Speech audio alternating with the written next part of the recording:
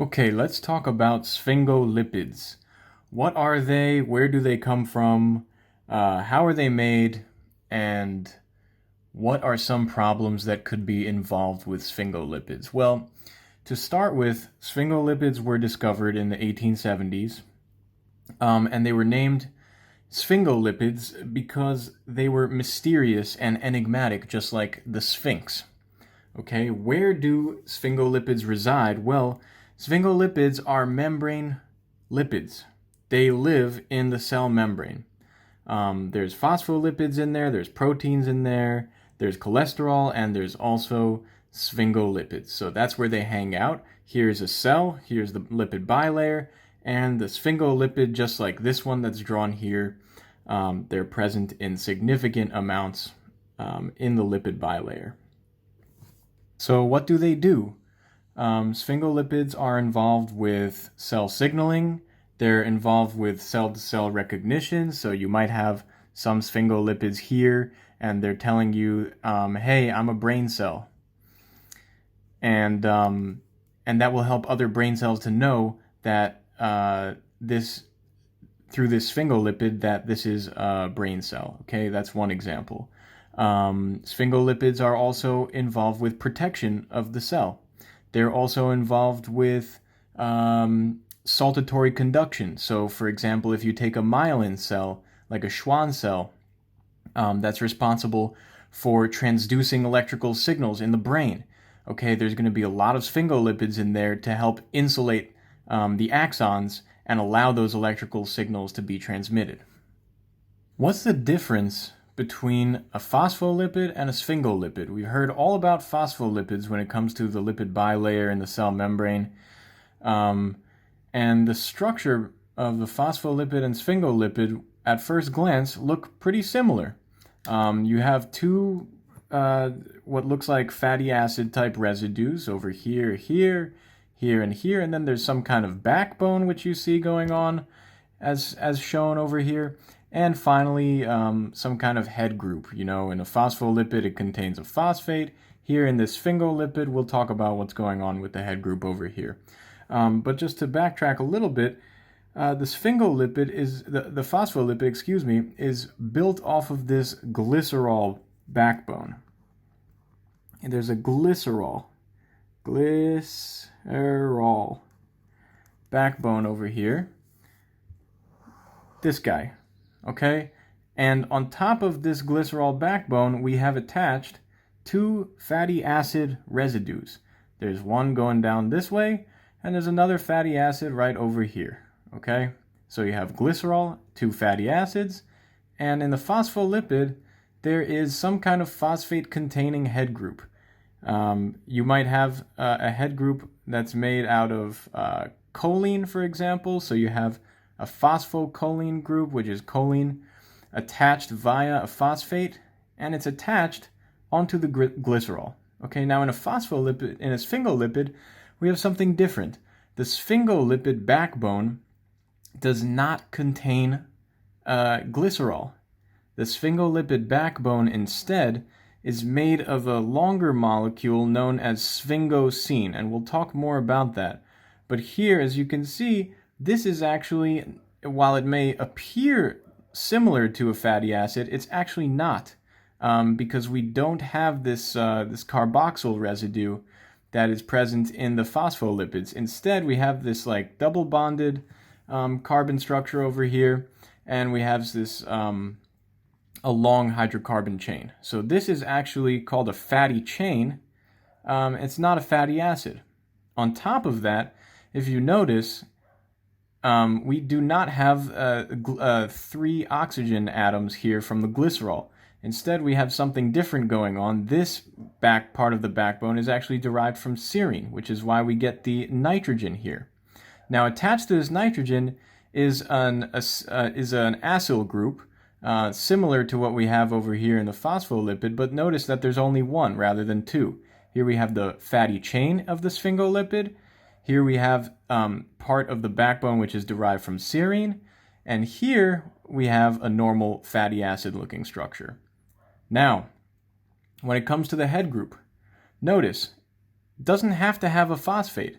Many sphingolipids have a head group such as a sugar, for example, like glucose. The glucose might go here. It's attached directly onto this sphingosine backbone rather than being connected via a phosphate group.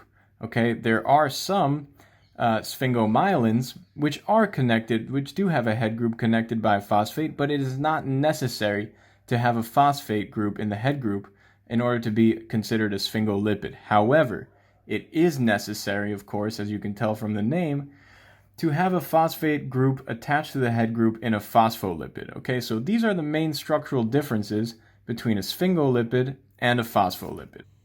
In order to better understand the structure of sphingolipids and the different types of sphingolipids that are out there, I think it's good to start with understanding how sphingolipids get made in the first place. And I'm not going to go into too much detail about the enzymatic steps involved, but I think it's helpful just to have an idea of what are the building blocks for sphingolipids, because it does get a little bit complicated, and it's actually kind of simple when you understand everything, but it does get a little bit difficult because these are so structurally different from phospholipids, and we learn all about phospholipids, but sphingolipids don't always get quite as much attention. So let's just take a step back and figure out, where do sphingolipids come from? As I mentioned, the first part, the backbone of sphingolipids are this sphingosine molecule as shown here. So sphingosine is actually the product of an addition between palmitoyl-CoA and serine. Palmitoyl-CoA is that first product in fatty acid synthesis, and it's very abundant in our cells. So to start making phospholipids, what we do is we combine a molecule of palmitoyl-CoA. The CoA residue hops off, and serine hops on. So what you end up with is this product. There's a couple of steps involved. First, we need to use NADPH, then we use FAD, and you end up with sphingosine, which is basically palmitoyl-CoA. So this part of the molecule came from palmitate, and this part of the molecule came from serine. Okay, so that is actually how we end up with sphingosine in the first place, and it is from this sphingosine backbone that the rest of the sphingolipid gets made. Now we've arrived at the step where we actually make our first sphingolipid, which is called a ceramide.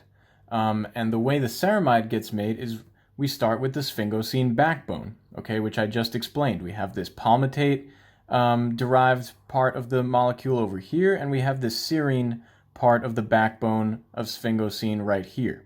Okay, it's from the serine that you get this hydroxyl group and this amino group. Okay, so you can tell that this was made using an amino acid, and this part, which is called the fatty chain, which is derived from palmitate, was derived from an acyl group. Okay, so now, in order to make ceramide, we're just going to add another fatty acid. We're going to add an acyl-CoA onto the amino group here of the sphingosine backbone. So it's pretty straightforward, and this step is actually kind of similar to the way in which phospholipids get made, except that rather than being added onto an oxygen from glycerol, they're being added onto a nitrogen from serine, or from sphingosine. So that's basically how you get this ceramide, which has over here the fatty chain, and over here actually a fatty acid, which is added on to the nitrogen over here. So the ceramide is actually already considered to be a sphingolipid. Okay, when you have the fatty chain and the fatty acid, but the third group here is just an hydroxyl group, that is called a ceramide. Okay, so that's pretty straightforward. This is the difference between a sphingosine and a ceramide. This is already a sphingolipid. This is just the backbone, basically, of the sphingolipid. And the only difference between them is that we've added this acyl group. Doesn't really matter which one. I know that I had mentioned in order to make sphingosine, you need to use palmitate specifically, but this is just considered to be R. Okay, it's just any an acyl group of any given length. Now I'm going to give you an example of how a more complicated sphingolipid, for example, sphingomyelin, gets synthesized. What happens is we start with ceramide, which I just explained how we got ceramide. We have the sphingosine backbone right here. This part came from palmitate, and this part over here came from serine. This fatty acid chain just came from an acyl-CoA. Okay, it doesn't really matter how long it is. It's an R group. Okay, similar to what you would have in a typical phospholipid, except this is joined onto the sphingosine backbone.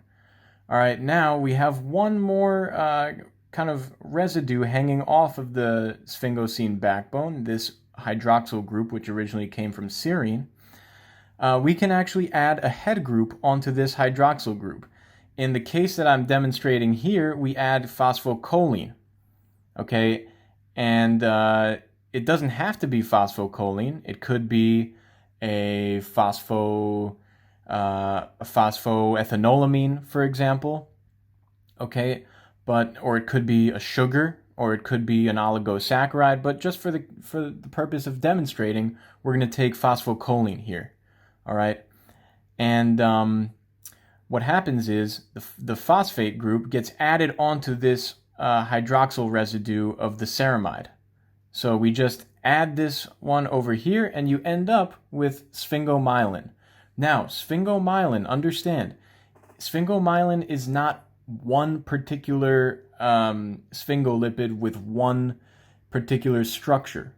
Okay, it is a sphingolipid that has a head group joined by a phosphate. That is what defines sphingomyelin. There are other types of sphingolipids that have head groups which are not joined by a phosphate, and we'll talk about those. But it's important kind of to note that sphingomyelin in and of itself is a class of sphingolipids, or a subclass of sphingolipids. It is not represented by one individual chemical structure. Okay, what I'm showing you here is just a type of sphingomyelin which has a head group composed of phosphocholine. Now I just want to touch a little bit on the nomenclature for other types of sphingolipids, namely the types that contain sugars in their head groups. And just to review, we started originally with ceramide. And you can see I'm representing these structures a little bit differently just to kind of simplify things. But you can see that this part here, this section is sphingosine. Okay, we have a fatty chain part over here, and we also have a fatty acid part here as well. Now, in the case of ceramide, we just have this hydroxyl group coming off of the sphingosine rather than any other type of head group, okay, rather than, for example, a phosphocholine or a glucose. Instead, in ceramide, it's specifically just this OH group. Now, if we add a sugar onto that group, okay, for example, if we add glucose, all right, this would actually be connected via an oxygen, but just for the sake of simplicity, let's just focus here on the glucose part.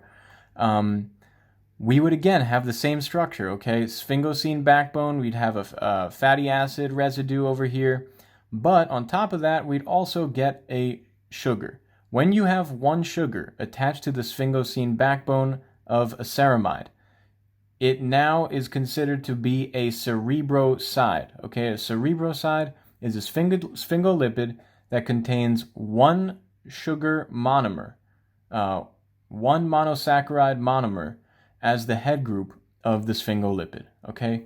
Now, getting to be a little bit more complex, if we add an oligosaccharide as the head group of the sphingolipid, again, this would be connected by an oxygen, but we'll ignore that for the sake of simplicity.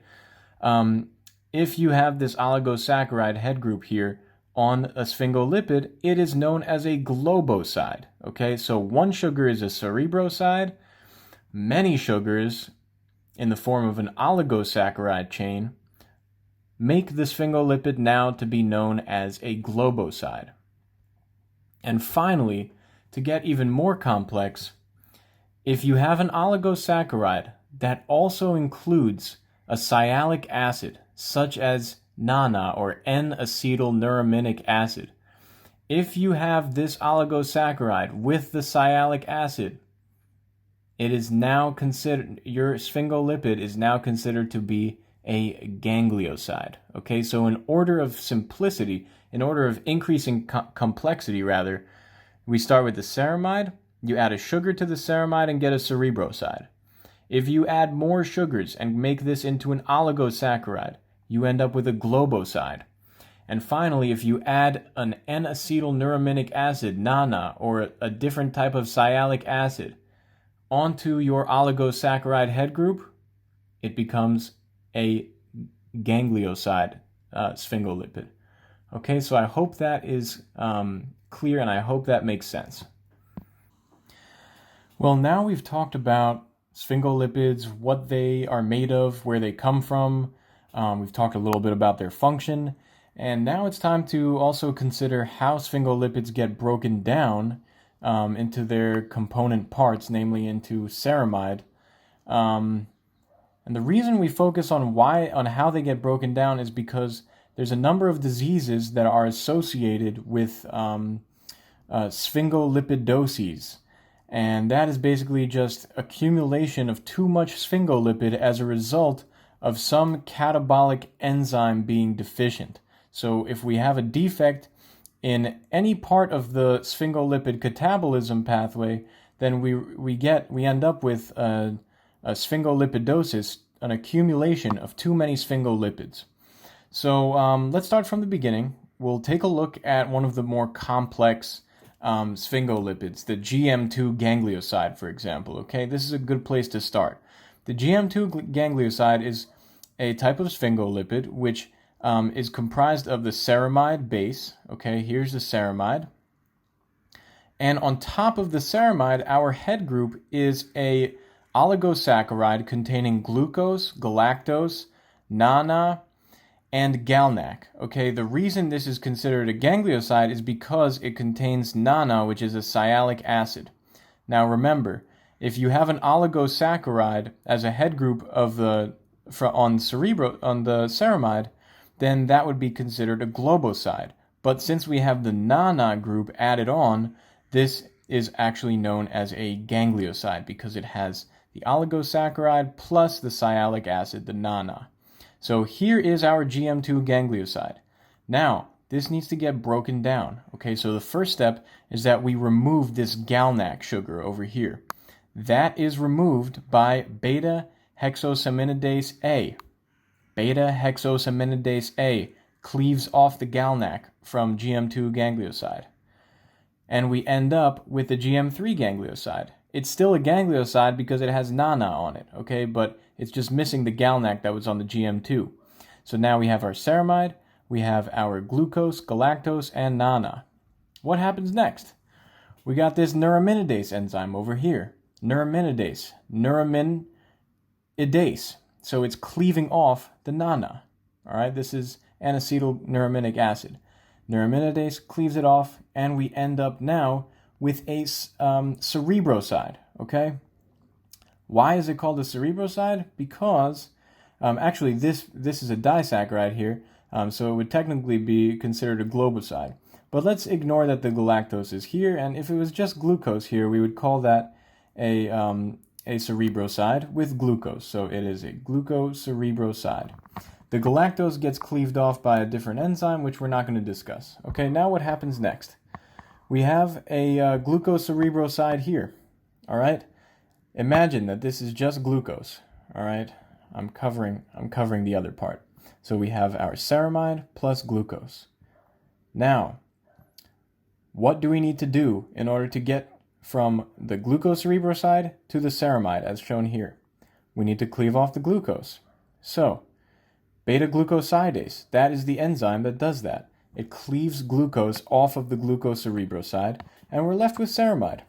Okay? No problem. So in this series of steps, we get from the GM2 ganglioside all the way down to ceramide. Great. And we used, what enzymes did we use? Beta-hexosaminidase A, neuraminidase, and beta-glucosidase. Now there's another sphingolipid which we haven't touched on, which is the sphingomyelin. Okay, sphingomyelin, instead of having a sugar on the head group, as we've discussed, has something like a phosphocholine or a phosphoethanolamine head group. Okay, and this gets broken down into ceramide via an enzyme called sphingomyelinase. And what it does is it just cleaves this bond right here between the ceramide and the phosphocholine head group. Okay, and we end up with ceramide. So whether it's some kind of ganglioside or it's some kind of sphingomyelin, the end result, or at least a first end result of sphingolipid catabolism is ceramide, and this is where we're trying to get to using these various enzymatic steps. Now, if you remember that first step in ganglioside catabolism, you'll remember that we started with this GM2 ganglioside, and we used beta-hexosaminidase A to cleave off the GalNAc, okay, to produce another ganglioside known as GM3. If there is a genetic defect in beta-hexosaminidase A, the result is a disease called Tay-Sacks disease, okay? That means that this gene that encodes beta-hexosaminidase A, which is located on chromosome 15, is somehow defective, okay? And if we're not able to break down GM2 into GM3, what results is an accumulation of GM2, okay? Namely in the brain and the nervous system. So you end up with a very bad disease in infants, which results in brain damage, okay, and early death. There's blindness associated with this cherry red cornea sign, which is associated with Tay-Sacks disease, and ultimately it's a very severe disease which results in early death, usually around the age of 2. Okay, so that's Tay-Sacks disease. It's a deficiency in beta-hexosaminidase A, which results in an accumulation of GM2 ganglioside. So how do I remember that Tay-Sacks disease is associated with GM2 ganglioside accumulation? Well, I have a mnemonic for each of these diseases, which tells me the association between the name of the disease and the molecule that accumulates. So in this case, I think of Wiz Khalifa, and I think of the Taylor gang. The Taylor gang. That's Wiz Khalifa's music squad. So Tay-Sacks, gangliosides. That's what accumulates. And the mnemonic is Taylor ganglioside. Taylor gang, okay? Another disease associated with defective sphingolipid catabolism is Gaucher disease. In Gaucher disease, we are deficient in beta-glucosidase, which converts this glucocerebroside into ceramide. Okay, so all the other catabolic enzymes are intact, but we do have a defect in beta-glucosidase, and so this glucose here on the glucocerebroside cannot be cleaved off, and it accumulates in cells. Namely, it accumulates in white blood cells, in lymphocytes. Okay, and that results in hepatosplenomegaly, in bone defects. It can also affect brain development, and you end up with this disease called Gaucher disease. Also, I'll mention that the gene that encodes beta-glucosidase is located on chromosome 1, and the disease is inherited in an autosomal recessive manner. Autosomal because it's on chromosome 1, and it is a recessive trait, okay? How do I remember that Gaucher disease is associated with the accumulation of glucocerebrosides?